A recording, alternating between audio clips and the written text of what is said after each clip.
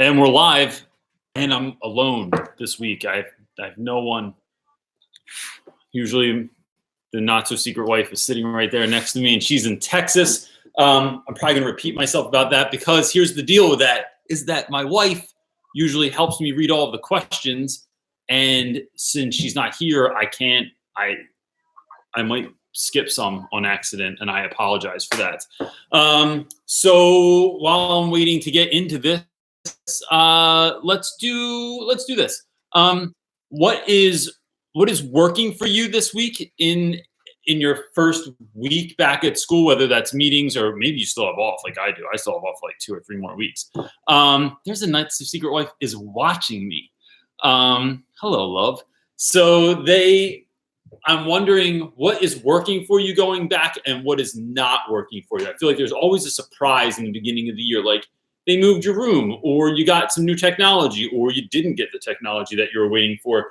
So what has been a surprise so far to you? And this video is, we've been teaming up. You see this, all the YouTube teachers are talking about this. We're teaming up with Teachers Connect, which is an online platform that allows teachers to just ask other educators questions about the classroom, about curriculum, about what color you think you should paint your room. Or I feel like I use that example a lot, but I think it's an important example.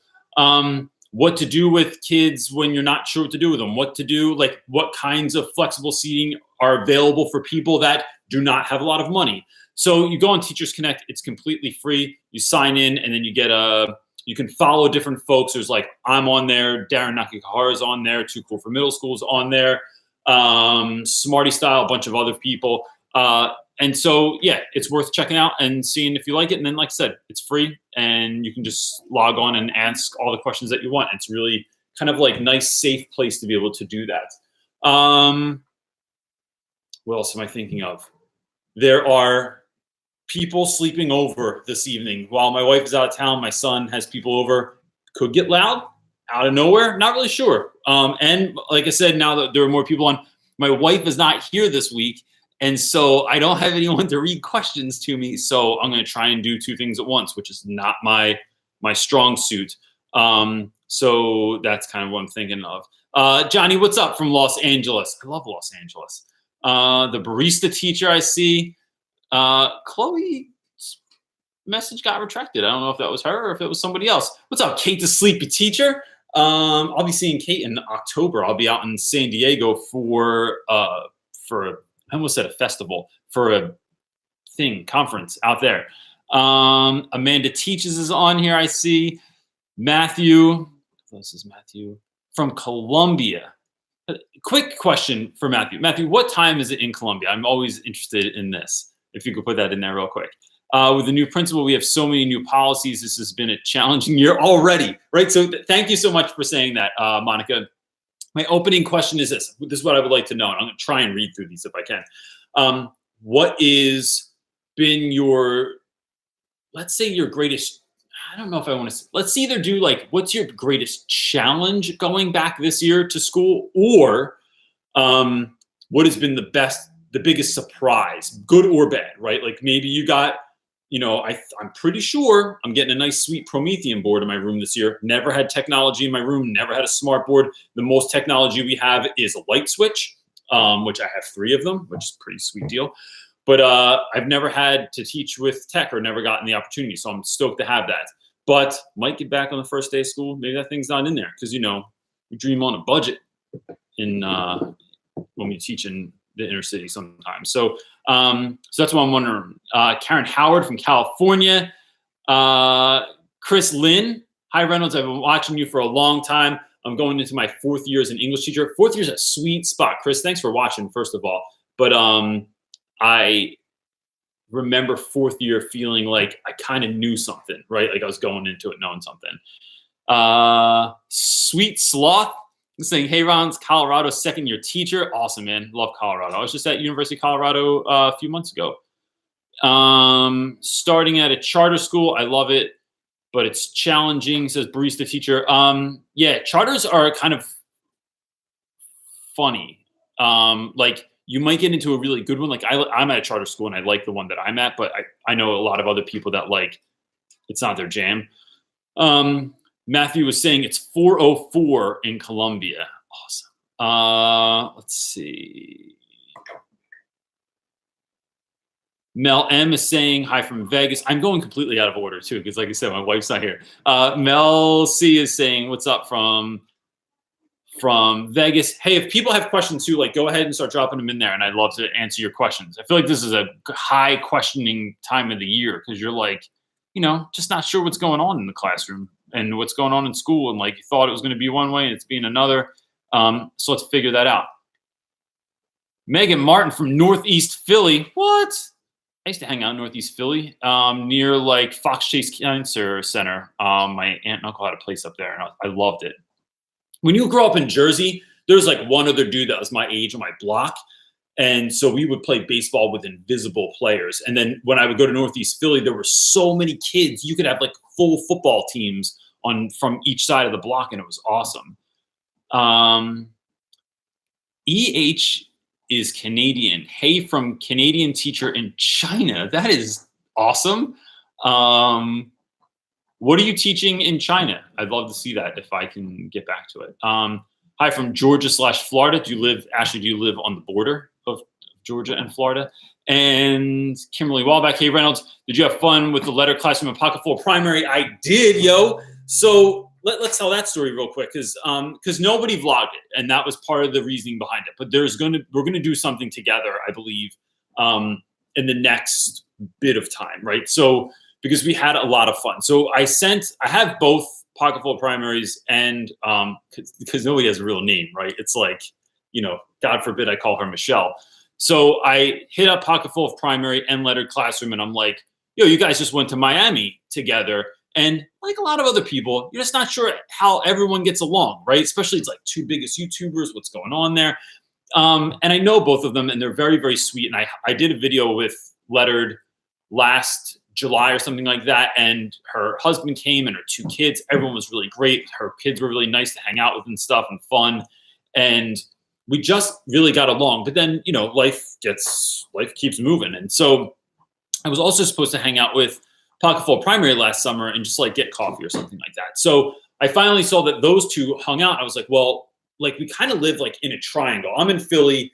Primary's like down in like Maryland, Baltimore area. And then what am I thinking of? Letter classroom is like somewhere in like Western Pennsylvania. So we just kind of all drove down to Baltimore, took about an hour to get together, and we just had lunch together, and it was super fun. Like hearing what do people think about in their teaching world? How does YouTube work for you? Like what has worked, what hasn't worked? Like trading notes on things and sharing stories and talking about like people that are watching your channel and the emails that you get and the comments that you get and like how you started, why you started. So it was really eye-opening to me and really fun. And it just continued to show me that like, you know, doing YouTube is something that you don't think you're going to impact a lot of people. I mean, that's your hope, right? Like you start a channel and you want to help people, but like once you start a channel and you're actually like people are watching and people are sending you some of the emails that we get where like, you know, someone really cares about your opinion. Someone really cares about like what you think about something. It is, you know, it's a lot like teaching. Like you as teachers, you know that you don't always, and I'm saying this not like I'm pointing fingers, but I know I'm the same way. You just don't know the impact that you're going to have, right? Like you teach and then you'll see some kid 5 years later while you're walking in the mall in sweatpants because you just ran to get something real quick and you weren't thinking about what you had on. And they're like, dude, you're the greatest teacher that I ever had. Or like, I remember this one time I had a really shitty day and like you made me feel better. That stuff blows your mind because you want to go into teaching for that, but you just don't know you're going to have that impact. And largely YouTube has been the same way, but without annoying kids. My wife is texting me to answer questions, so I'm going to go into it. So there will be, we're talking about it now, like a pocketful of primary letter classroom Reynolds kind of like thing at some point, but I'm not sure what that's going to look like. And so let's jump into questions because my wife's yelling at me through text messages. Let's see. Sorry, usually my wife just hands me the phone and it has everyone's questions on it, and then I know exactly what to do. This is probably also the reason I have not been cooking dinner a lot tonight. What's up? Nebraska, Oklahoma. I'm sorry, trying to find questions. Hey CJ, are you excited to go back? I am excited to go back. This is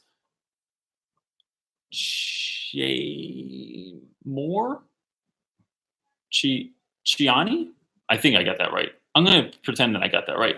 Because, you know, can't get names right. I am excited to go back.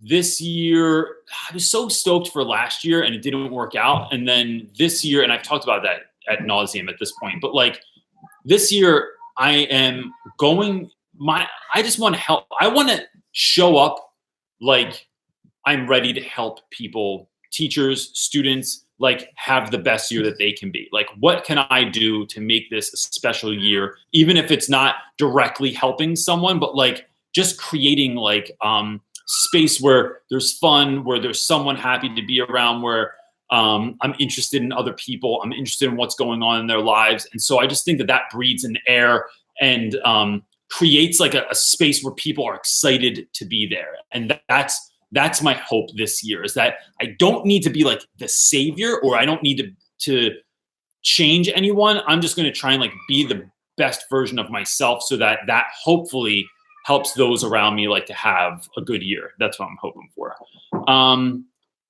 Kaylin Green is saying, my greatest challenge as a student is making up for a bad year last year to my teachers I have again this year. So I would say this, Miss Green. Kaylin, I would email your teachers. Tell them that you're ready to do that, and tell them before school goes back, even if it's real short. Hey, you know, last year is what it is. I'm like revived, and this is how I'm feeling this year. And here's a couple of things that you can know about me. Like, this is the best way I study. This is the best way that I test. This is the best place that I like would help me to sit in your classroom. And I guarantee you most teachers have never gotten an email like that in their lives. So that would be really, really helpful to people. Other questions. Hold on. I'm going to try and get through as many of these as I can. I realize I'm mumbling. I realize that I love my wife. So Jillian Tobin is saying, hello from Detroit. I'm going into my first year teaching. I start in 2 weeks. Your videos are helping me so much. You're welcome. I'm glad that they're helping you a lot. If you need anything in particular, you can email me at realrapwiththereynolds@gmail.com and I'll help you out. Hi, I'm finishing my Florida teaching license in bio 6 through 12, but just moved to Texas. Middle spouse, because of your spouse. What can I do to enhance my resume before moving back to Florida in December?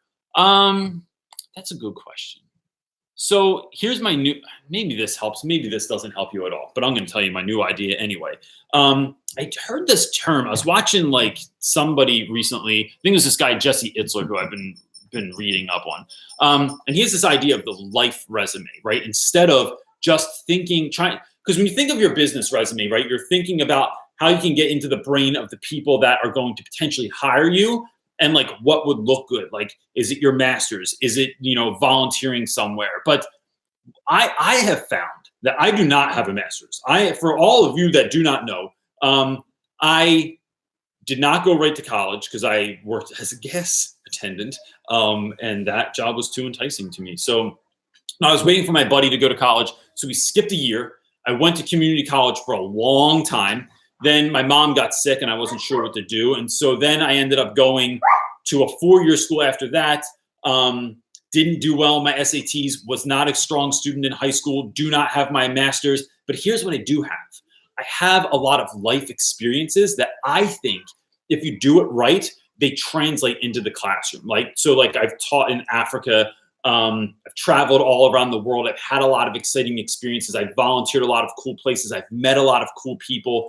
And I think that students are drawn to that sort of thing. So talking to my students about living in Africa, about traveling around in, Puerto Rico, or driving across the country by myself, like those things, what that does is like, when I think about Of Mice and Men or anything by John Steinbeck, like I think about the times I've driven across the country and what that meant to me, and like and seeing those places like that they talk about in the books has just really, really helped me. So I'd say professionally, thinking about your resume, I'm not particularly sure because that's going to depend on the school you go to, but what can you do to enhance yourself, to make yourself better, or more interesting, so that when you go back in the classroom, I think that stuff empowers you. I think it makes you feel like a boss, and then you've done like cool stuff.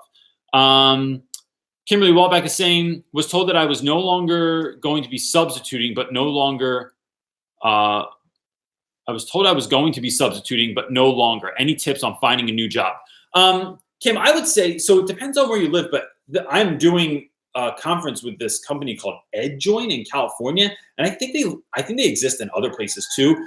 We don't have it in Jersey or Philly, and apparently that's where all teachers go to look for it. It's just ED and then JOIN, EdJoin, and that's a good place to look for a job. Other than that, I think knowing people, like calling people up that you knew or that you know that they teach at a really great place, like reaching out to other teachers you've met at conferences, that I think knowing people always gets your foot in the door.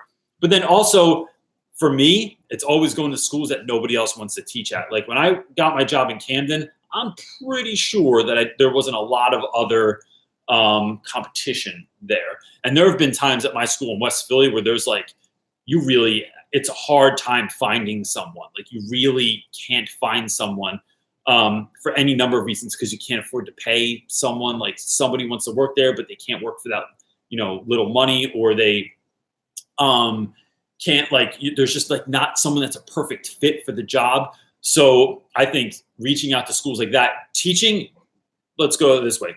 Teaching in inner city is often looked down on, but that doesn't mean it's a bad school. I teach at a great school in West Philadelphia, and people think I just teach in the straight hood, but it's a really wonderful place within the midst of all that. Let's see, questions.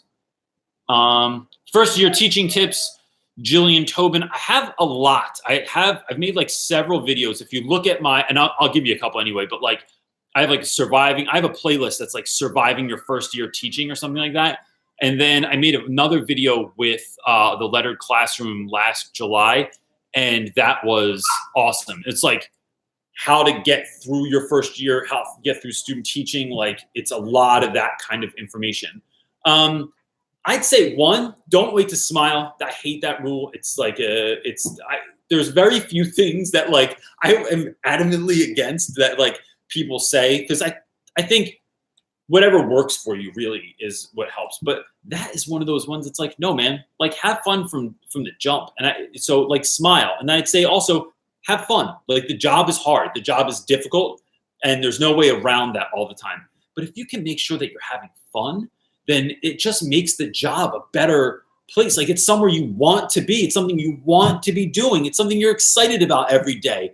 And so just expect the craziness and try and figure out a way to just have fun anyway. And a couple of ways to do that are by surrounding yourself with people that are interesting, asking your students what they're interested in, and then teaching your lesson through that lens.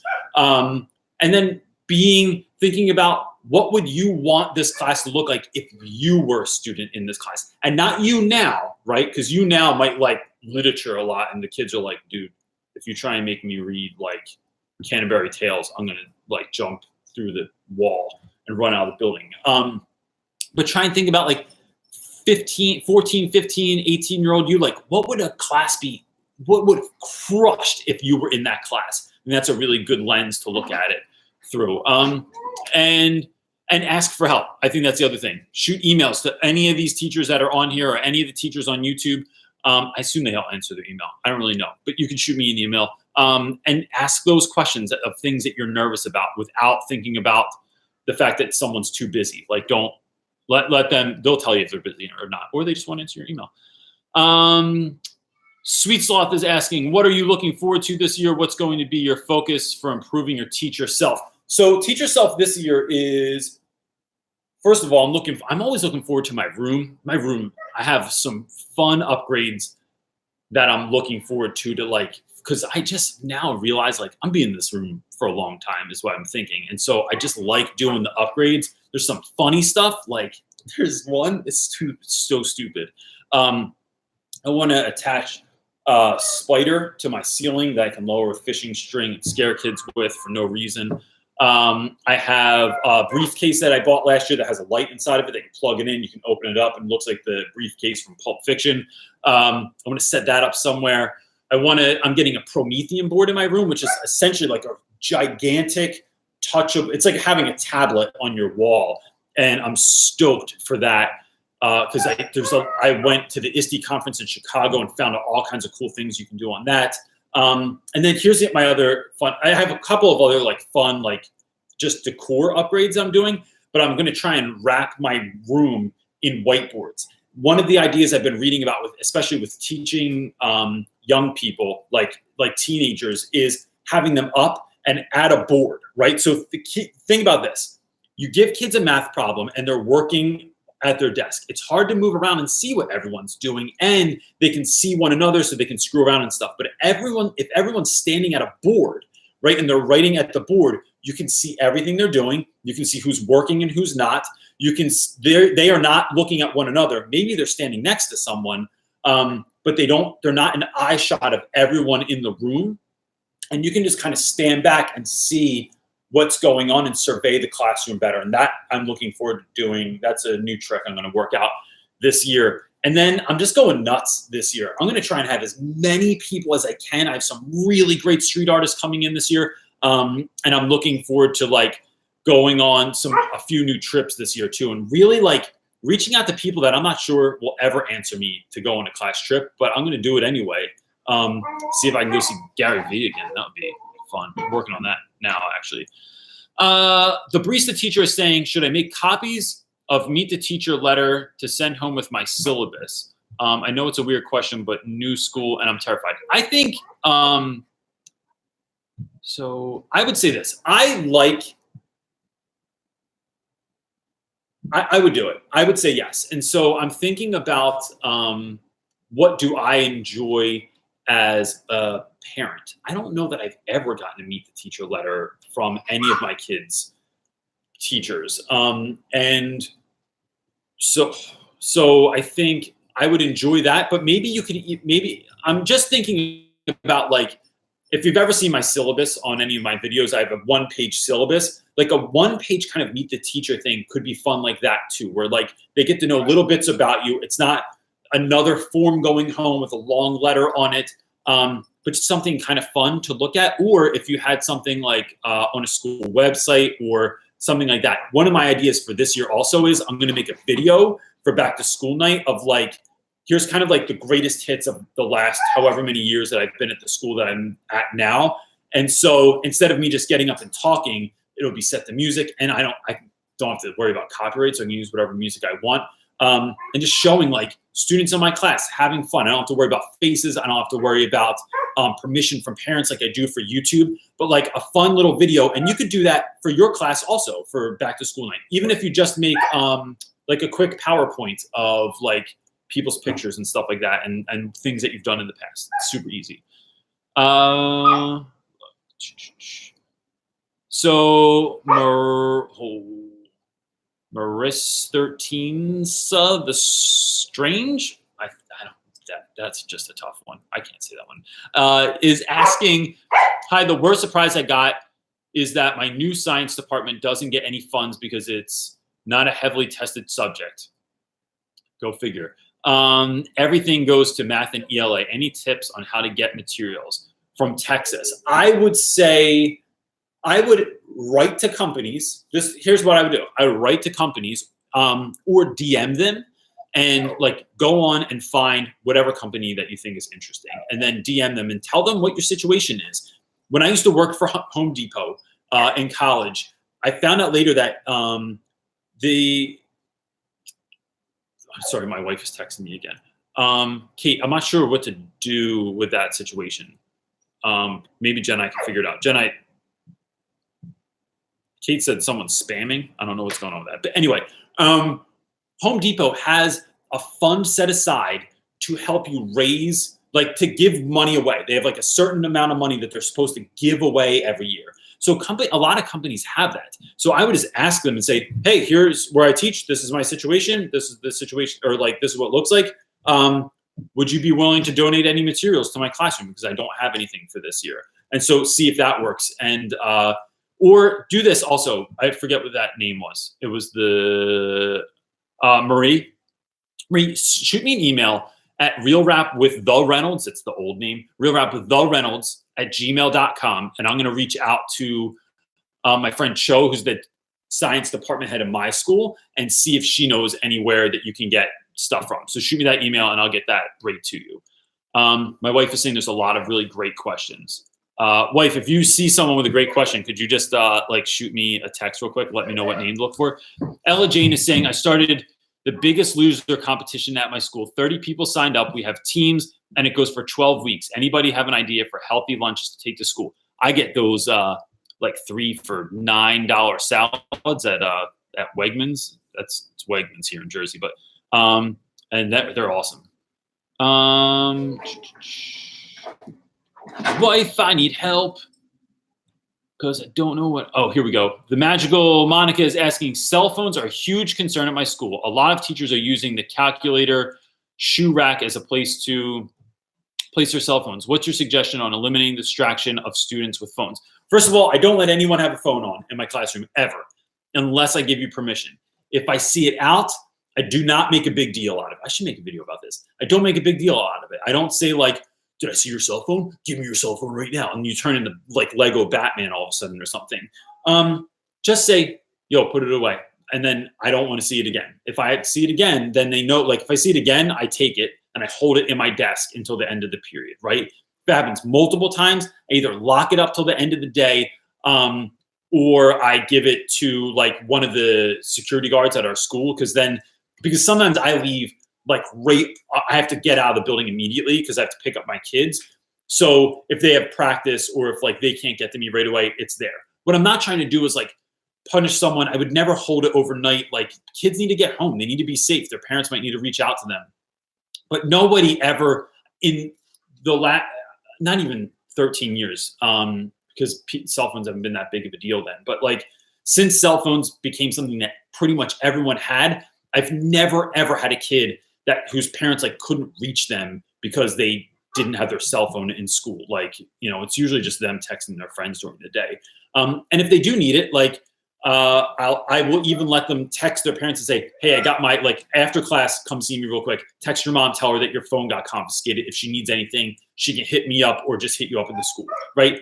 But I went to Harbor Freight, which is like it's like a really cheap version of Home Depot. And they have these long strips with tons of plugs. I let kids plug their phones into my room and they're on a shelf. It's like at your own peril. So like, I'm not responsible if someone like touches your phone or takes it or whatever. But usually that's never happened anyway, but they're there and they're plugged in. But if you plug it in, you can't touch it again. Don't go over and check the time. Don't go over and check a text. Don't go over and check something from a teacher. I don't want to hear what it is. That's it. And I don't ever have problems with that. Let's see. I'm looking for question marks. That's all. So Hannah Peterson is saying, Hannah, are you the one that I emailed? Hello, I'm recently subscribed because I'm panicking. I'm starting senior year tomorrow and I'm so scared. Do not be scared. Let me tell you this. You undoubtedly, if you write here's what you should do, Hannah. Write yourself a letter tonight. Put it away in your sock drawer or something, someplace where you're not going to look at it again.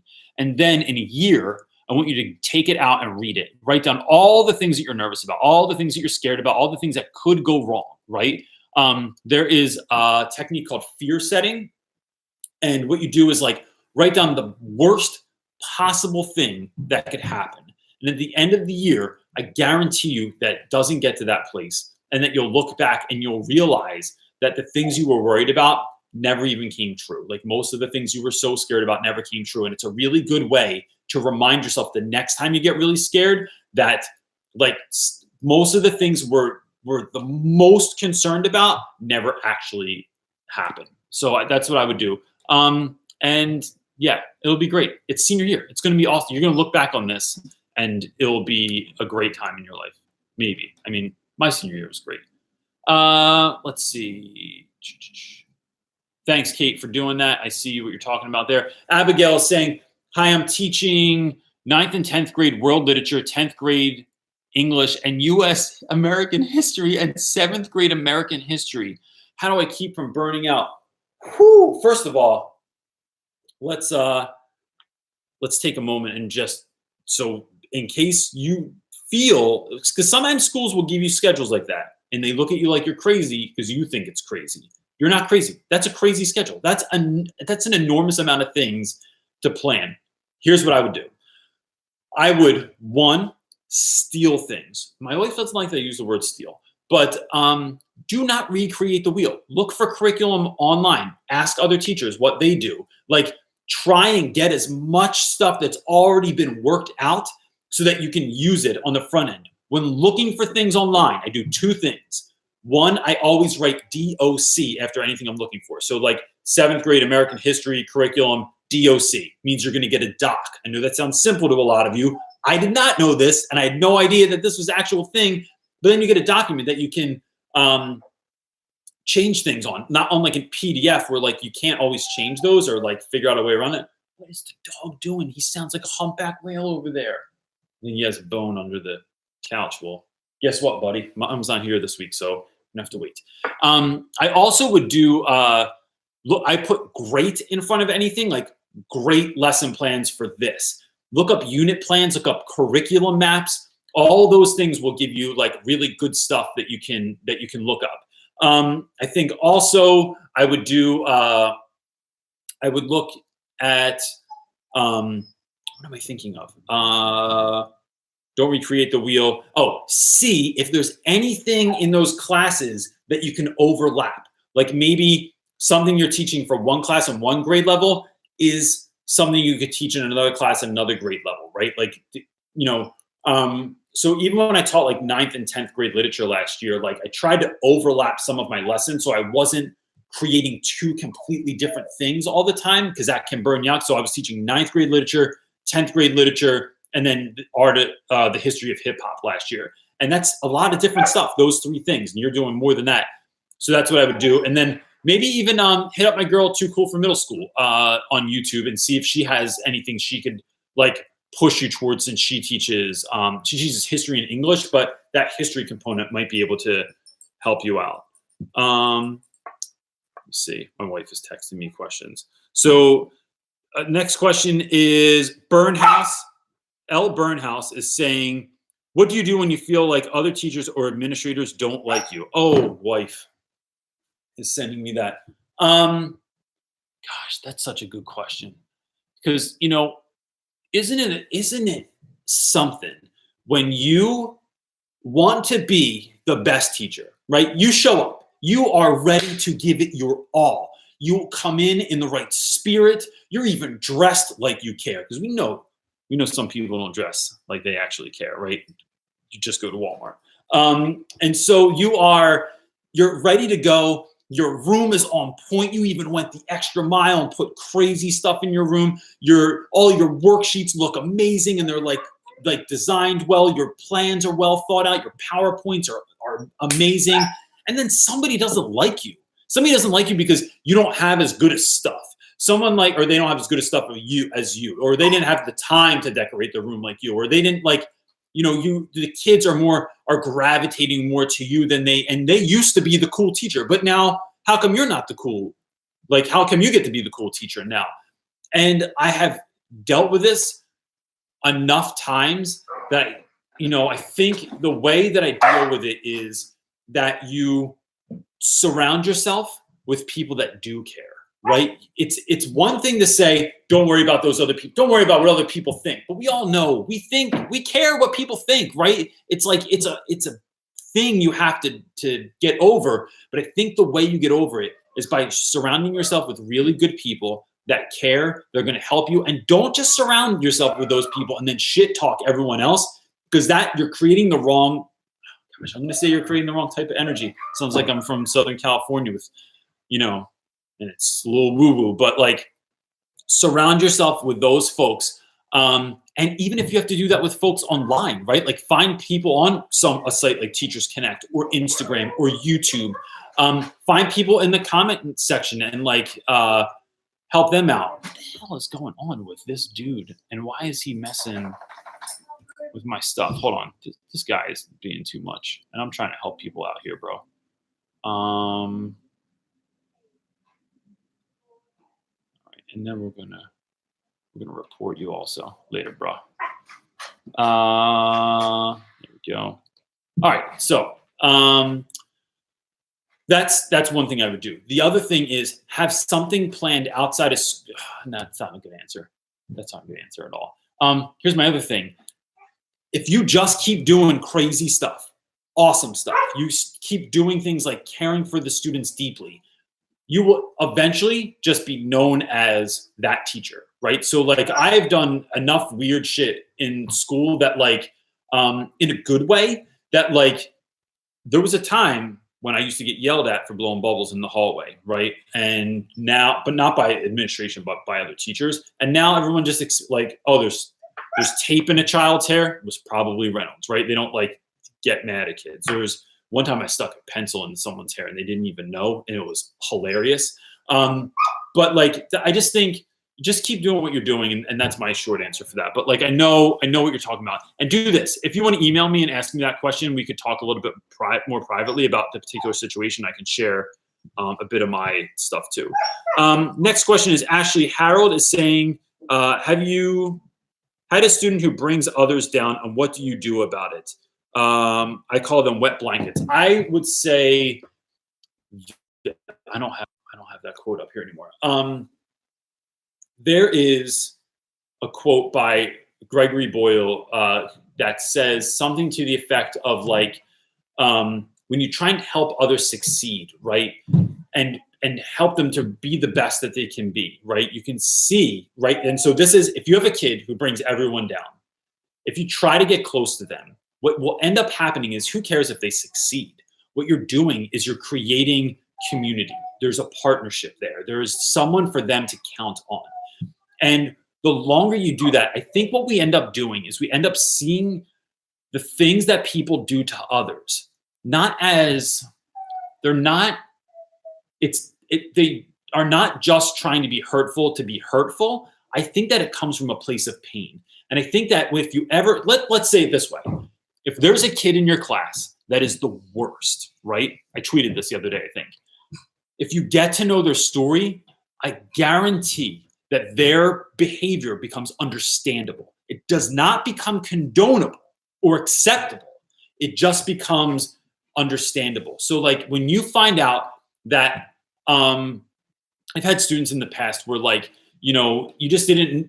they were just being jerks to everyone. They were poking other kids with pencils, stealing people's stuff, stealing things from teachers' desks, stealing money from teachers. But then you find out that you're in foster care and you have zero money, and then it becomes a little bit more understandable.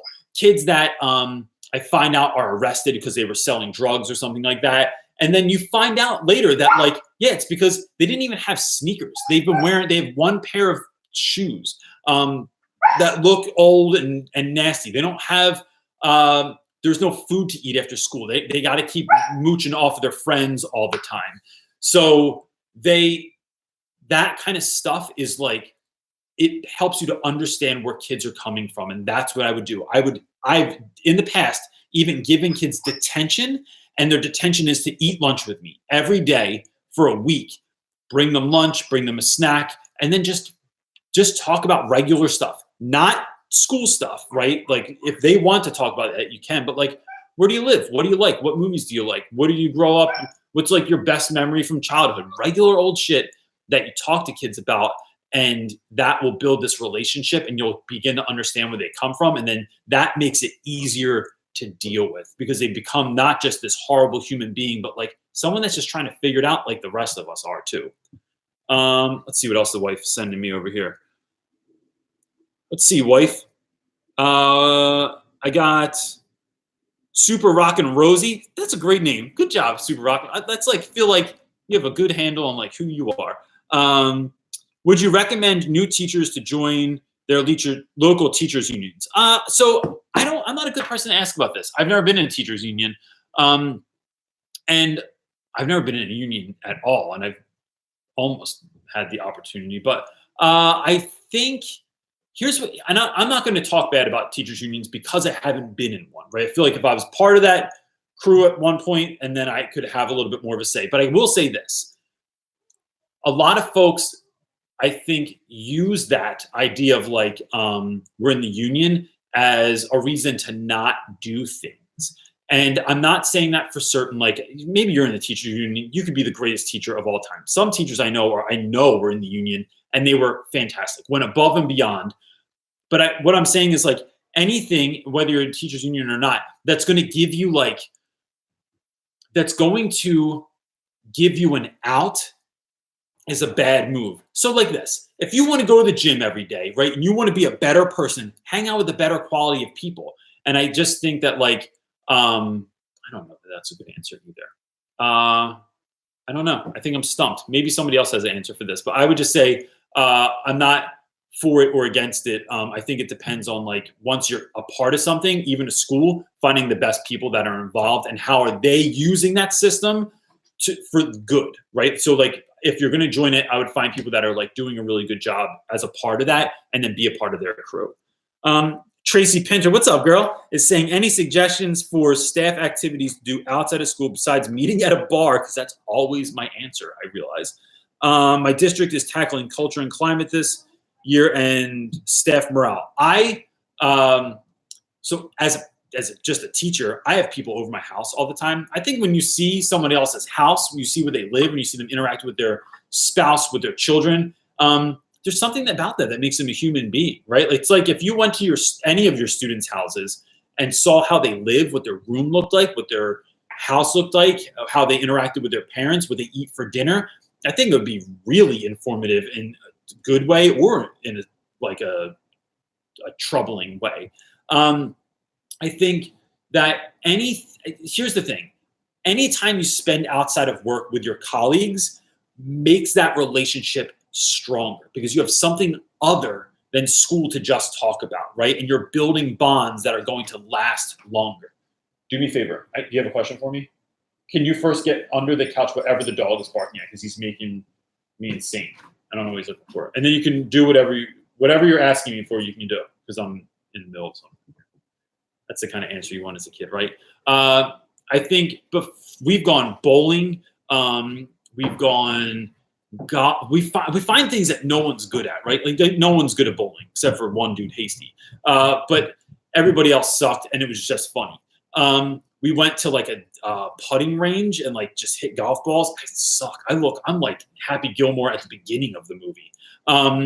We've done everything from like gone to our kids' parties to gone to baseball games together and stuff like that. I don't even like baseball. I love yelling though and hanging out with people, so it worked. So I just think anything someone likes, maybe let somebody pick a thing that they're stoked about and then everyone goes. Or just pick weird stuff, like go to a wrestling match or something like that. That'd be awesome. Like a monster truck show. Amanda Teaches is asking, how can I teach students to have thick skin, have confidence in themselves, and feel comfortable speaking in front of the whole school during rallies? First rally, my students had a panic attack. Gosh, that is tough. I would do this. I would say, I really like this idea of like being in the space ahead of time. So if you can get those kids at a rally, in the gym, in the auditorium ahead of time, have them standing on stage, have them give the speech or at least part of the speech in the microphone to like even a couple of their friends or just the other kids that are a part of the group that is speaking. What that does is it puts you in the space and it makes you feel more comfortable. I tell new teachers to do this all the time. If you're terrified about teaching and it's going to be your first year, get used to being in your classroom. Feel comfortable in your classroom. Stand in the front and maybe just run through the beginning of a class. You're going to look like a lunatic because you're talking to yourself in front of an empty classroom, but it gets you in that space and gets you kind of practicing that stuff. And then I would make sure that I would align certain people in the crowd that they can look at. So whether that's you're in a certain spot in the auditorium and another teacher that they really like, and their friend is in the middle, and then you guys are a little bit spread out, so that when they're speaking, they have someone to look to that they can just be in their mind, this is who I'm talking to. This person makes me feel good. And you're going to sit there and smile at them and like encourage them and tell them that they're doing a good job, instead of them just looking out into this ocean of people that are potentially like on their phones or not paying attention at all. And they just don't care, because what you're really afraid of in that failure is that you're not going to be accepted. And so if you're looking, right, so all fear of failure for everyone, I think, is this fear that you're going to fail and you're not going to receive love. You're not going to be accepted by the masses or by whoever it is that you're performing in front of. And when you can put people out there that are already going to like care about them, that are giving them that love back, I think that that's what wins that situation. Boy, you're doing a great job. Students bring on others. Let's do real quick.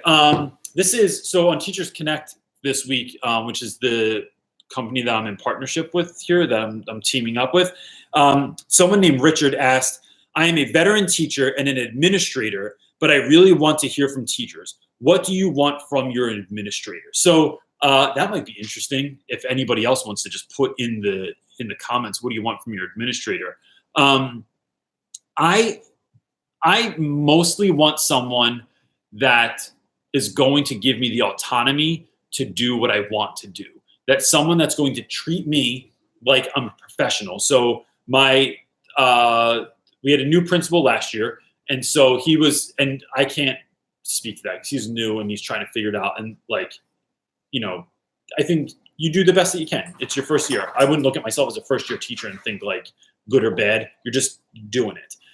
But my teacher, the principal I had before that I loved, was he was like the kind of guy that like if you wanted to have a DJ come in and spin records, backed it. A street artist come in and teach the kids about graffiti, backed it. If you wanted to spend money to go on a trip to downtown Philadelphia to go look at graffiti with a graffiti artist and then do graffiti on t-shirts in an alleyway somewhere, 100% backed it.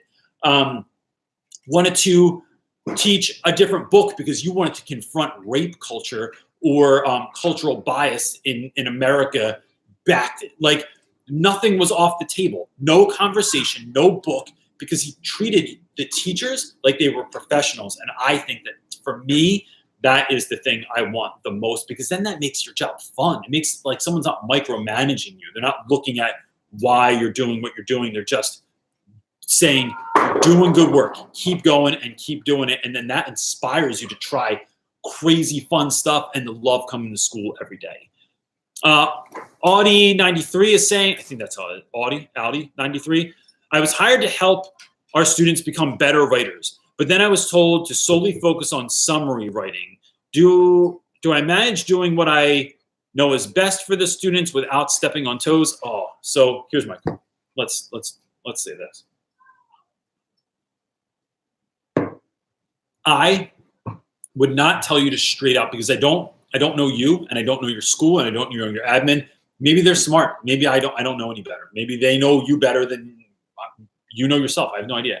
I would say this though. I am always for what is best for the students. I have done any number of things that the school said go this way, and I went this way. And it's just because I felt like I knew the students better. Now, when I do this, I tell the admin, or I tell my curriculum, my head of curriculum, so what my plan is, like, nope, I'm doing this because this is a better move. But you have to be 100% convinced that what you're going to do is going to work, right? You don't want to like tell everyone to go left when you're supposed to go right, and then you screw everything up, because then you can get yourself in trouble. But there's, and oftentimes you can weave other things in, right? So even for teachers that have scripted lesson plans in their school, I still think there's movement in there to do something else, to try something else, to fit something else in. It's just a matter of becoming creative with what you're doing. So have your students do summary writing, but then maybe like every Friday or every Wednesday.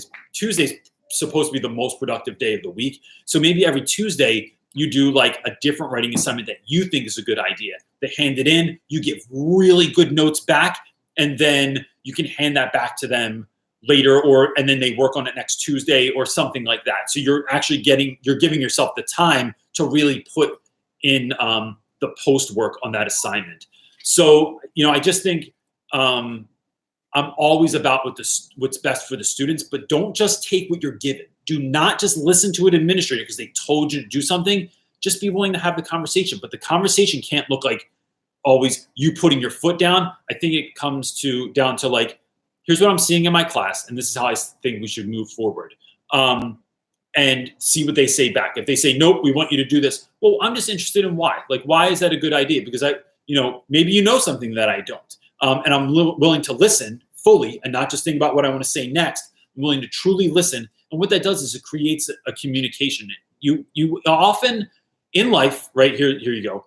In life, people treat you the way you teach them to treat you.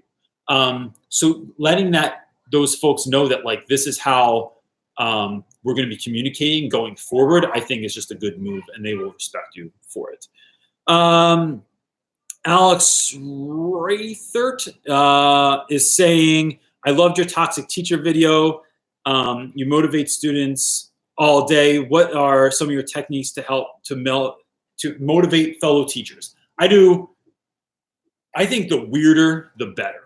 Right? Sometimes I say crazy stuff to my students when I come into the classroom because I don't want it to be a regular, hey guys, or glad you're here today, or all right, class, let's get quiet. If you do something weird, it helps. So like play a weird song or start singing or whatever it is, right? Like we have singing day in my class. We have to sing everything you say. But I think I've printed out a bunch of pictures of myself before. I just go around to classrooms and I've replaced people's family pictures with a picture of me. It's fun to see how long it takes them to notice that. I've done things like gotten flowers for people. I've brought in coffee for people. If it's someone's birthday, I will have my whole class make birthday cards for that teacher. This also works on Teacher Appreciation Week. Have every teacher on the board, right? Like make a PowerPoint or something. And with every class that kids have to like put a sticker on their names so you can make sure every teacher is handled an equal number of times. But like the kids are writing thank you letters to those teachers. You do stuff like I've decorated people's doors out of nowhere or like done weird stuff like that. Or and what all those little things do is it's just a little tiny note. Maybe it's like their favorite candy bar that that they like, and a quick little card that says, hey, I really appreciate you. Because we know that this job is so thankless that there's not a lot of appreciation. So we have to have a week so that we make sure that we do appreciate people. And I think just doing those little tiny things helps. I heard someone recently say that little tiny, it's not you doing just great stuff on your significant other's birthday and on Valentine's Day that makes them love you all the time, right? It's all the little things. It's you remembering to do the dishes. It's you remembering to take out the trash. It's you sleeping with the air conditioning a little bit lower, even though you're freezing ass cold. But it's like, for them, you do this. And I just think that like finding those little things to do really, really helps motivation in the classroom. Or like helps like teachers that you like continuing to want to be there. Jacob Compton is saying, got a last minute teaching job in English to juniors and seniors. I'm straight out of school and have limited experience with high schoolers. I need advice. I'm expecting some low motivation seniors. First of all, Jacob, you were just a senior like 4 years ago. You have tons of experience with these kids, man.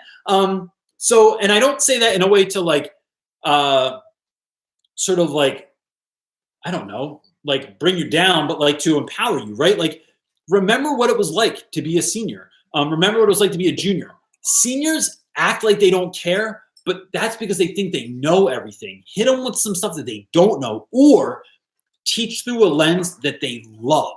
So if you find out that your senior class loves Marvel comic books, you better become an aficionado on Marvel comic books. Watch every movie, start reading comic books. You can just get those compilation where it's like every like Spider-Man comic book in a row, or just go on Wikipedia. That's what I do, and read about a whole bunch of crap because it's short and concise, and I don't have to read 2,000 Wolverine comics. Start getting excited about that, like not just bringing in who you are to the class, but finding out what they like, and then teaching Sophocles through the lens of J. Cole, right? Or, if everyone likes classic rock, like maybe you're teaching Macbeth through the lens somehow. I don't know how you do this, like or you're teaching, like, I'm thinking of like I don't know, like you can compare like Lord of the Rings and Led Zeppelin. Those guys loved each other. Or Led Zeppelin loved Lord of the Rings anyway. But I just think that's how you do it. You get excited, get excited about the fact that you're going to teach these kids in a way that they've never seen it before, because it's not so much about you trying to be cool. It's about trying to teach those kids through things that they really love already. And then plan a bunch of trips, see what's free. Like I just found out the other day, I got a new iPhone. The Apple Store has trips. You can go there and like learn how to use Logic and make beats. You can learn how to edit movies and stuff like that. It seems awesome. So I'm 100% doing that, but there's got to be free trips all over the place that are going to buy you points so that the kids know that you're trying to be relevant. You're trying to do something that's cool for them, not just to make you be cool. Levine, oh gosh. Hungura? Levine Hungura? I think I'm pretty close there. Let me know. Hi, how do you approach grading and keeping students up to date with their grades? Do you take your work home? That's a great question. It's another video I should make. I think my grades are up to date almost completely every Friday, right? So, but the way that I do that is sometimes I just grade work for completion. And now look, there's a lot of people that have a problem with this because you're thinking like the kids need to see the work. They need to answer things back. There needs to be like, we can't just like, what if you didn't do your all? What if you cheated? Like, don't I want to catch you or something like that? Nope. Because guess what? Kids that cheat aren't going to win anyway. Like, you're not going to win the lottery of life if you cheat.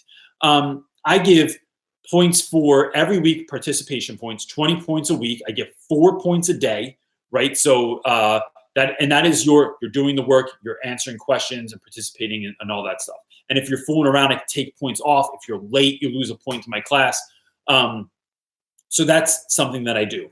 Every Monday I have vocab words, and there's like either cards that go with that, or there's a worksheet that goes with that, or there's some kind of like organizational piece to that.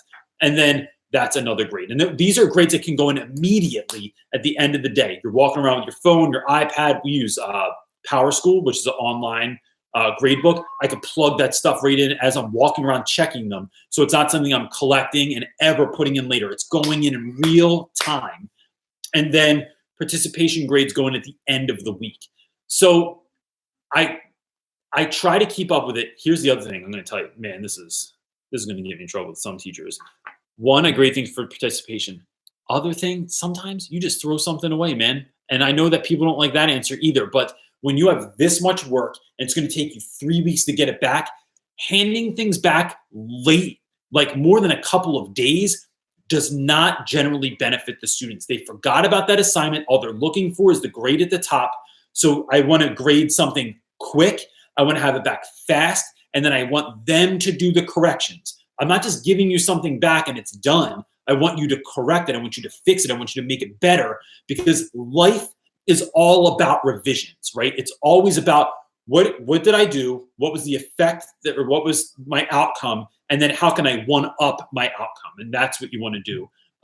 So that's how I do it. And I build time into the day to do it. I won't say never. I very seldom bring work home because home time is family time. So I have to figure out a way to do it. I have a sign hanging on the front of my desk, says something to the effect of like, I'm grading your work and I'm not that good at math. And so kids see that and they're like, all right, I will leave you alone right now. Or put a guard in your desk. I always say, my man Joe sits in front of my desk all the time. And I go, bro, when kids come in, make believe I'm plugged into the matrix because I need to get this stuff done. And Joe will write down the kids' names and their questions, and I'll get back to those kids later. And it gives Joe something to do. Everyone always thinks it's hilarious, so I never get like pushback from it or anything. But in terms of like, let me say this one more thing about throwing things away. Kids are learning whether or not you keep all of their work. And so sometimes like you just get backed up, right? Things happen. A parent comes in for a conference. You had to end up tutoring a student and working with them closely. And every once in a while, not something big, not something super meaningful, but if it's like a 4-point assignment, you can just chuck that thing in the trash. And that's what I do sometimes because it helps you to not get stressed and beat yourself up about what you're doing.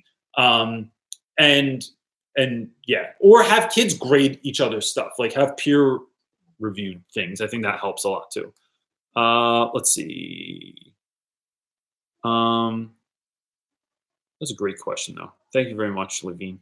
The barista teacher, what's up, girl, is saying, or actually, I don't know if that's, I can't remember if that's a girl. I apologize. What's up, barista teacher? I just recognize that name. What's the best way to keep up with things if you don't have a room as a teacher? Yo, I would love this challenge. Let me say this challenge. I would say, 1, you need a spot in the room, right? Even if you have a corner. And if someone gave me a corner of the room, I would have the greatest corner of a room ever. It wouldn't make the person who was in charge of the whole room sorry that they didn't have me in charge of the whole room. So like have a little spot. I once had a closet. This is a real story. I had a closet in a room. I removed all the crap that was in this closet and I built a countertop in there. I had shelves, I had lights, I had custom like dividers in there and stuff. And it looked tight. And when I opened it up, it was like a sight. Like it was like Ryan from The Office, but on steroids. And it was awesome. And I think if I didn't even have that space, I would get a cart and I would have the dopest teacher cart of all time. It would have music. It would have lights. It would have like pencil sharpeners on it and everything you could ever need. I would be like the airline. They don't call them stewardesses anymore. I forget what they call them. Airline drink giver outer of the high school. So that's what I would do. You need some space to keep your stuff organized. And then I look on Pinterest for everything because people on Pinterest just know what they're doing all the time. So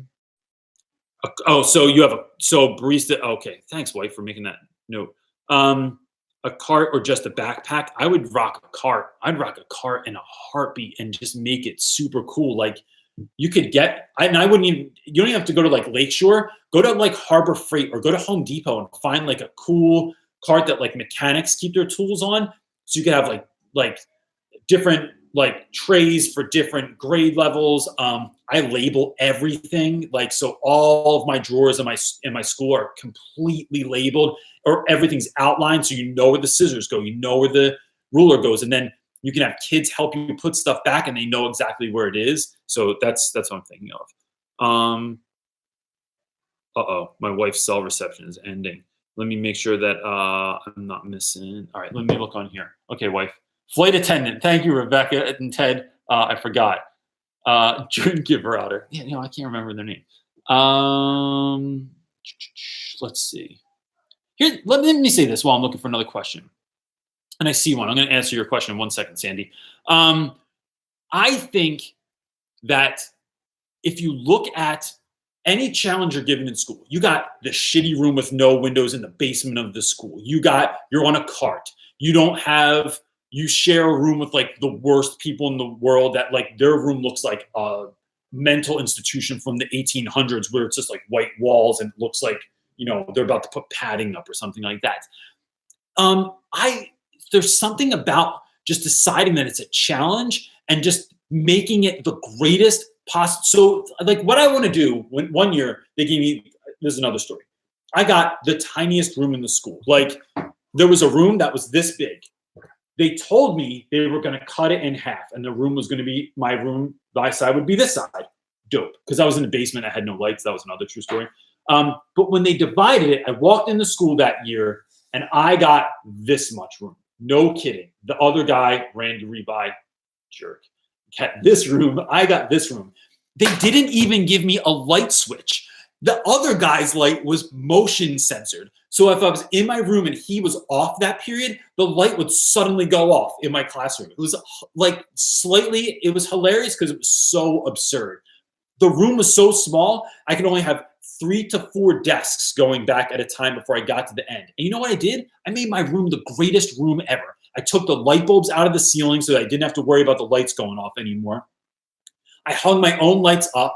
I decorated it. That's when I started doing chalkboard paint on my walls. I made my giant hand on a stick that you've seen maybe in my videos before, where like I didn't have to walk down these awkwardly small rows, or because what you don't want to do is like sometimes when you're collecting tests, you want to collect them individually and not have kids pass them up because it interrupts the other kids that are testing. And so I made this hand on a stick so I could just collect things and I didn't have to walk down the aisle and like interfere with people's stuff.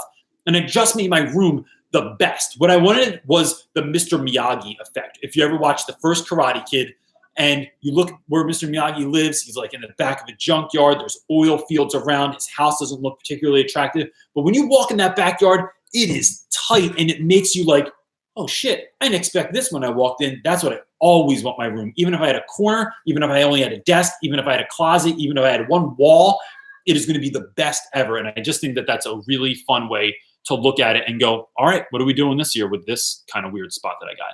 Sandy H is saying, do you know any traveling teachers who don't have a room or just go to available rooms to teach class? Any organization tips? There are too many steps for a cart. I would say talk to the teacher and see if you can keep a desk in their room. See if you can have like, maybe you have like one, like get a cheap like Billy bookshelf from IKEA and you just have like one thing or like something with doors on it. And then even that, I'd have motion lights rigged up in that thing, you know, on Amazon.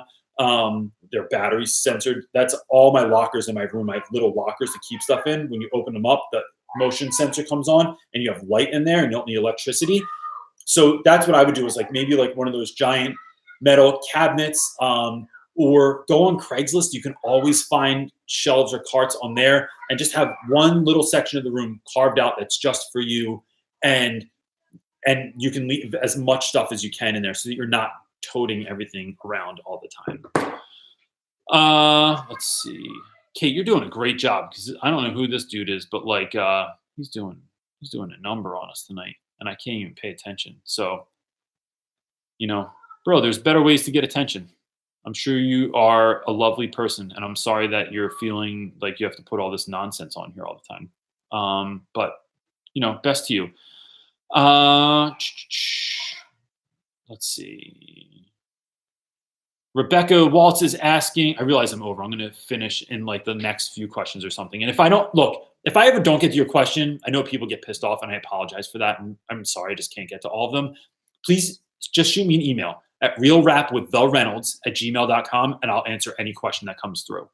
Rebecca Waltz is asking, do you have any tips for teacher paperwork? I switched from private to public and I'm getting overwhelmed by what admin wants. I want to focus on art class and not paperwork. Yo, I hear you, Rebecca. That's a really good question. So here's the thing. The thing is you're new, so it's going to be more difficult. I decide that I'm not doing stuff sometimes. I don't answer emails all the time in school. Like I just don't get back to people. Or what I'd rather do, I literally walk around my computer, see who emailed me. I go have the conversation because we know that not every email is just, you don't just answer them back and it's done. They're going to email you back another question or they want you to clarify something or they forgot something. And so they want you to come back and answer them again. So I either email people and my whole email's in the subject line so that I can keep it short and sweet. And there's it eliminates the clicking factor. Like it's like, there's Reynolds' question. I don't have to open his email. Or I go to that person and just have the conversation. Or say like, I'll say like, hey, I'd love to talk to you about this. Can you just come down to my room or can we meet up later and just have the conversation for 5 minutes instead of like sitting here emailing nonstop? Other than that, I would say talk to the people that are sending you things that feels overwhelming and say like, hey, what's a good system we can come up for this? I'm feeling overwhelmed and I want to do the best job I can. I want to help you with and get you whatever information you need. but like, could we agree that like on Mondays I get this information to you? So like, if you're asking me for stuff all week, it's just not really going to work. But on Mondays, I can have 100% committed that everything's being handed in, and then do that with different folks, or let people know that maybe what they're asking for like isn't doable. Like sometimes like special ed paperwork can be so overwhelming that just go to the head of your special ed department and say, look, I'm feeling super overwhelmed, but I want to do a great job. Can you help me come up with a way to do this? And look, sometimes you're going to go to people and they're going to be jerks and they're going to be like, wow, it's your job. How come you can't figure out how to, you're supposed to be a professional. You want to be a teacher. You're going to have to learn how to do this. Hell with those people. Just don't ever go back to them again, and find nice people that are going to be like, dude, it is overwhelming. I've been here for 10 years. I know how to do it. Sit down with me. I'm going to walk you right through it. So that's what I would do. And then the last thing is what I just sort of mentioned was find people that are dominating in your school, that are not so stressed out. Find out what their tips and tricks are, their secrets. And because teachers love sharing their ideas, right? So just go find those folks and see what they're doing and ask them in your school. They'll know the best way to handle that. Or Richard Royster is asking you a question because he's a principal and that guy seems awesome. He's in Kentucky. That's my Kentucky accent, by the way.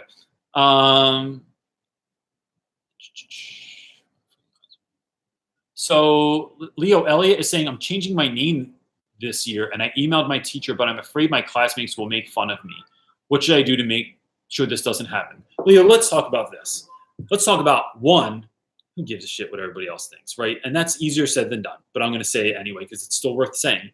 Two, I think you surround yourself with the best people that are going to accept you, and then just make sure that they know that what you're going through, so that they can kind of like, you will just decide to make that those your surroundings. And then I would say this: if you do nice things for other people, I don't know that I'm so much into karma, but I just know that like it makes you feel good when you do good stuff for other people. So going and feeling nervous because you're worried about what other people are going to do to you, go in and have like with knowing empowered that you can do stuff for other people. Because guess what, Leo, somebody else in your school is going to have the worst year this year. They already know they get picked on because they're fat, or they have one eye, or they're cross-eyed, or no one likes them, or they come from the wrong part of town, or they're just weird and they don't know how to interact with people socially.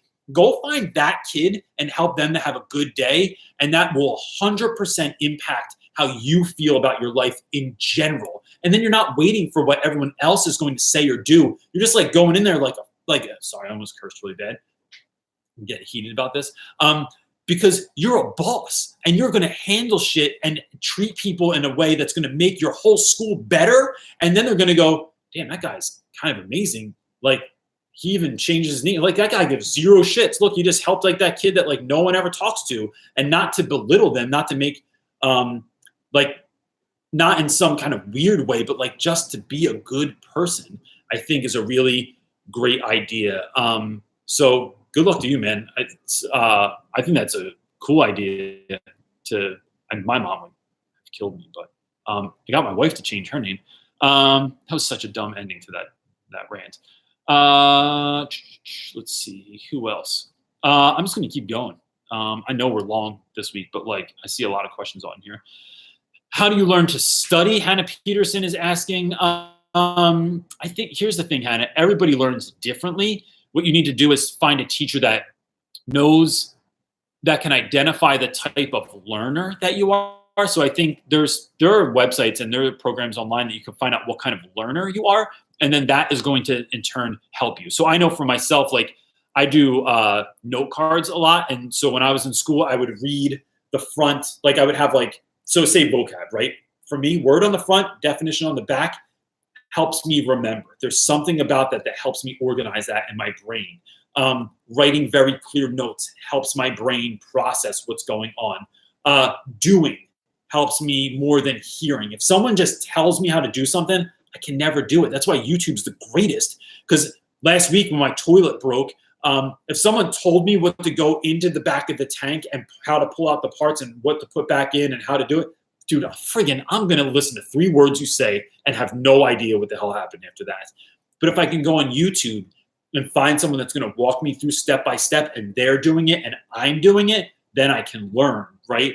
There's an old saying that says, I hear and I forget, I see and I remember, I do and I understand. So find that teacher this year that's going to help you figure out what type of learner you are, and then they will be able to best direct you on how to study. It's Kate saying special ed paperwork is a lot. It is. And I love special ed kids, but like that paperwork, it seems like it's more like for the law than it is about actually teaching kids, which go figure. So Multi-Sooner 1 is saying, I'm trying to get a job as a special ed teacher. Any tips beforehand? Any help would be appreciated. Keep up the good work. Let me say this. Go ahead and email me, because I'm going to hook you up with somebody that knows special ed really well. And so email me at realrapwiththereynolds@gmail.com. You can see it'll be in the comments. It's in the comment or the show notes description box of all of my videos is my email address. Shoot me an email and I'm going to hook you up. Because I don't know, but I know the person that knows. Or look, somebody else is on here trying to help out, I think, too. Let's see. Trying to find questions. Great tips this week. Sorry, I'm really trying to help here, but I'm looking for questions. Jade is saying, first live show, what's one of your goals this year for self-improvement? Or if you have more than one, what are they? Self-improvement this year. So I am intentionally caring a lot for myself this year. I don't do self-care feels like a luxury for me. So I generally give all my time up to my students. I give all my time up to my kids. I spend a lot of time with other people. And I know for me, going on retreat 4 times a year where I'm by myself overnight somewhere is best for me. I know that waking up at 4:30, 5 o'clock in the morning, meditating / praying, that's a whole nother story, and going to the gym and doing something is what's best for me. I know that if my state of mind is good, my teaching practice, my ability to parent, to be a good husband, to be a good friend, even to be a good dog owner, is better. So for me this year, it's about how can I'm under no illusion that like my life is going to be magical all the time, but the better state I can put my mind in, the better human being I am. So this year, there's a real focus on like, how can I possibly be in the best state that I can be in so that I can crush it at school? Because when you go into school and you feel like in a shitty mood, or you had a bad night's sleep, or you feel bad about yourself, you don't like your outfit that day or whatever, and someone goes, hey, there's going to be a fire drill during 5th period. You're like, God, wow, fire drill during 5th period? It's ridiculous. How can they do this to me? When I'm in a good mood, I just like have a great time. I can have a really fun time at a fire drill, man. And you're like teasing kids and like making jokes and like trying to make everyone's experience a little bit more pleasant while you're standing in the rain in the corner in West Philadelphia. So I just think that's my goal this year, is to like really give a lot to myself as much as I can. I'm even going for a massage on Tuesday. Did I already answer that one? This just came in through my wife. Let's do this one. Alex Rather. Maybe I read this one too. I don't know. I'm going to answer it anyway. What advice would you give teachers who have young kids? How do you balance work with family? So, Alex, I would say this. That's a great question. So, like, I have my son just turned 11, and Marley will be 9 in September. And so sometimes I have a bad day at school and I come home and I'm not nice. I'm like, get mad at dinner because Brody's talking too loud, or Marley won't sit down because she stands up and she eats all the time. And we do this thing all the time. She looks like a Muppet. But if I have a good day, I come home, I'm like, oh, you're so cute. Look, you look like a Muppet. And if I'm not, I'm like, could you please sit down? I'm tired of telling you. If I have to tell you again, right? I become that dad. So I think the best way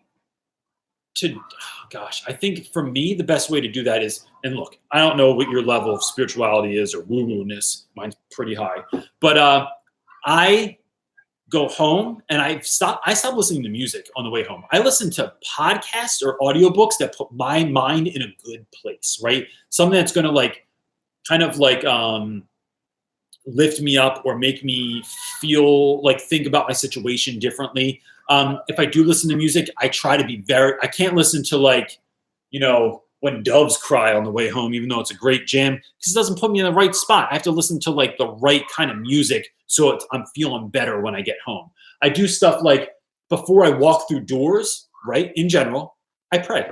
I really, I say whatever I want to pray about or however I pray. But the thing I pray about is I want to be a really great dad tonight. I want to be the best husband. And if I can keep saying that to myself, when I walk through my home door, when I get into my car, when I walk into school, when I walk into my classroom, that's a lot of praying during the day. And just that sense of praying. And if you're not into praying, just saying that, all right, let's check ourselves and remember, we're just going to crush it. Some kid in here is having a shitty day. I'm going to make it the best. My kids deserve the best from me, right? They and they won the lottery. They got a dad that really loves them, really cares about them, wants them to have a great night. And so I have to remind myself of that. And so that's something I do. And then do nice stuff for yourself. Pick up a bottle of wine on the way home from work, or take an early shower, or just come home, put your pajama pants on, or your cozies, as my friend Facella says, and just chill with your kids that night. Give yourself the break, order dinner out. Don't do homework that night with your kids. Make it easy on yourself. Sometimes just makes you look like a golden parent also, because your kid's we're eating chicken fingers and watching movies all night. Or my son makes me watch these stickbot videos called Off the Grid, which are a little bit weird, but that's what we've been watching because he likes it. The other question I had on my phone was Multi-Sooner1 is saying, do you still have the co-teacher that you had last year? I follow her on Instagram and I think she would be a great teacher. She is a wonderful teacher. She's a wonderful person. And I don't co-teach with her anymore. She's the head of our special ed department. But she's a really great, this sounds so toolish to say, but she's a great resource. But she just knows her stuff really well. And she's one of the people that I'm really glad that she even exists in my building, because it makes my school a better place that she exists there. Let's see. I see all these questions. I'm really trying to get to them. Rebecca Waltz is asking, is it difficult to manage a YouTube channel and social media presence and teach as well? I'm thinking of starting a channel for my art teachers. It is the way that I choose to do it. I try and get back to most of my comments. I email back everyone that emails me. Editing takes a very long time. So I don't say that to dissuade you, but my YouTube can be a part-time job some weeks and feel like a full-time job other weeks, depending on my level of involvement with it. What's up, buddy? Brody's here. Am I almost done? Yeah, I'm hungry. You're hungry? Well, now I'm almost done because you're hungry and I'm on the air with people from all over the world. I can't seem like a bad dad. I care about you. I care about you and your well-being and your health. Let's see. Where are you? Bam! There's my buddy. Check out my YouTube channel. I will tell people to check out your YouTube channel, Reynolds Gaming. Also, check out Bentley channel. All right, that's not a real channel. I'll be with you. Give me 5 minutes. Let me answer this question. Snap, I lost it.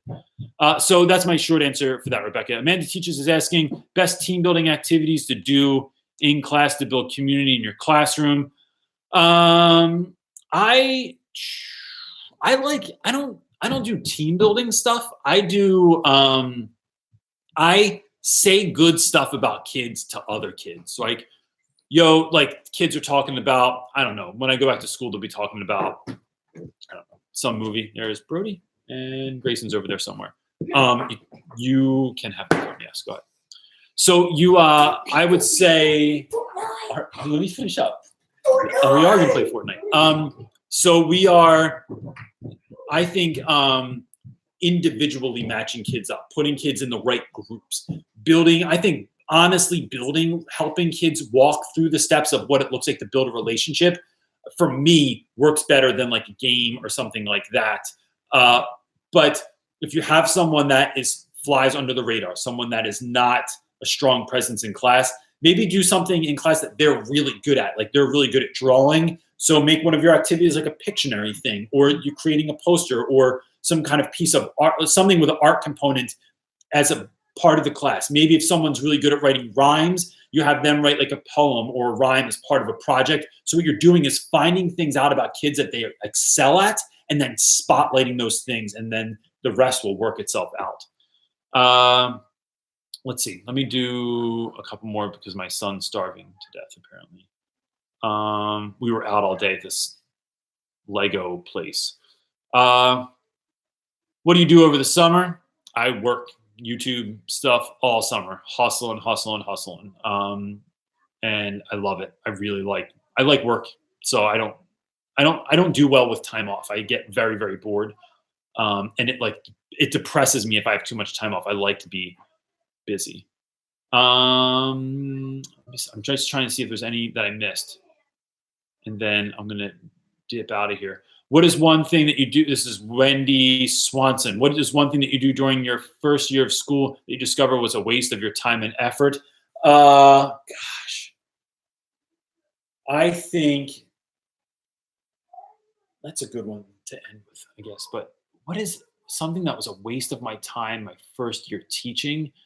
I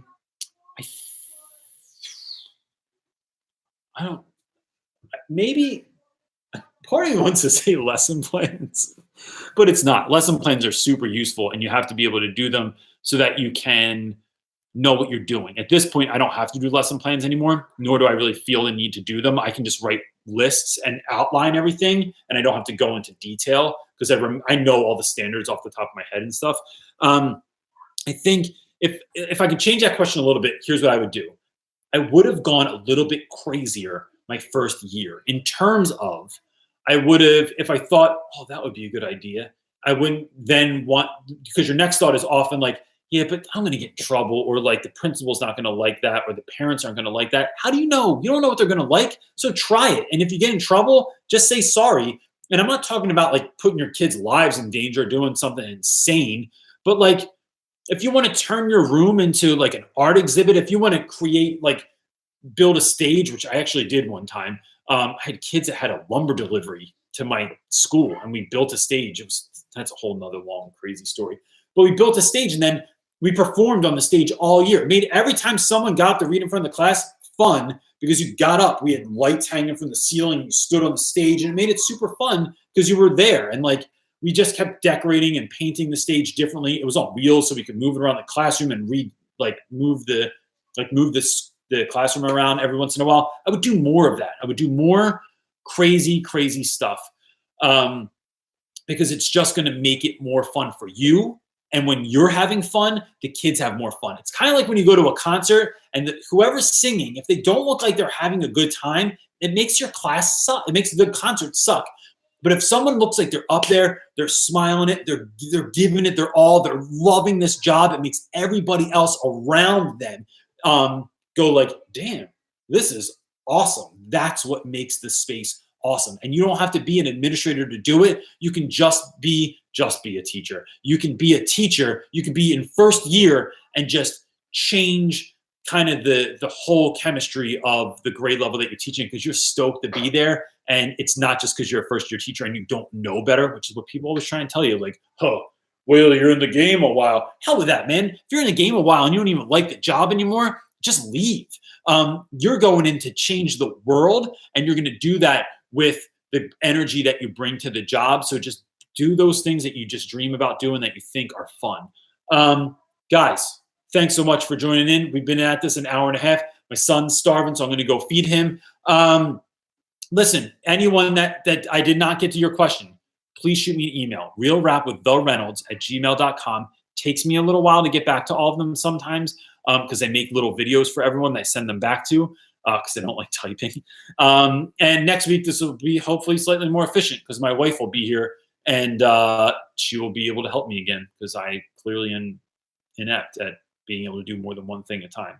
And that's it. Everybody, I hope you have the greatest week ever. Hope tomorrow is awesome at school. And just go find that one kid that thinks that they're alone or that they don't have anyone that cares about them, and then show them that you care about them. And that's the best thing that you could do tomorrow. That's it, guys. Peace.